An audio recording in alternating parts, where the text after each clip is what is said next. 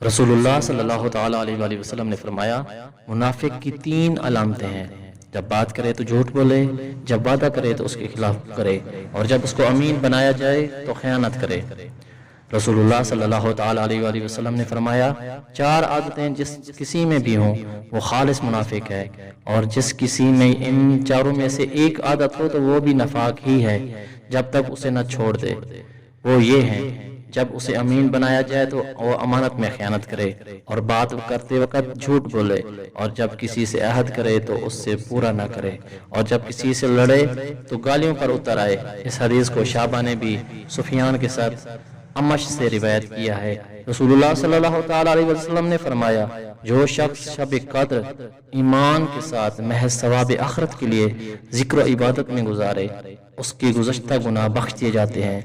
नबी करीम सल्लल्लाहु ताला अलैहि वसल्लम ने फरमाया, जो शख्स अल्लाह की राह में जिहाद के लिए निकला, अल्लाह उसका जामिन हो गया। उसको मेरी ज़ात पर यकीन और मेरे पैगम्बरों की तस्दीक ने इस सरफरोशी के लिए घर से निकाला।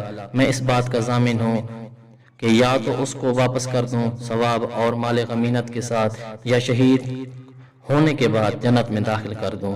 रसूलुल्लाह सल्लल्लाहु ताला अलैहि वसल्लम ने फरमाया, अगर मैं अपनी उम्मत पर इस काम को दुश्वार ना समझता तो लश्कर का साथ ना छोड़ता, और मेरी ख्वाहिश है अल्लाह की राह में मारा जाऊं, फिर जिंदा किया जाऊं, फिर मारा जाऊं, फिर जिंदा किया जाऊं, फिर मारा जाऊं। नबी पाक अलैहिस्सलातु वस्सलाम ने फरमाया, जो कोई शख्स रमजान मुबारक में रातों को ईमान रख कर और सवाब के लिए इबादत करे, उसके अगले गुनाह बख्श दिए जाते हैं।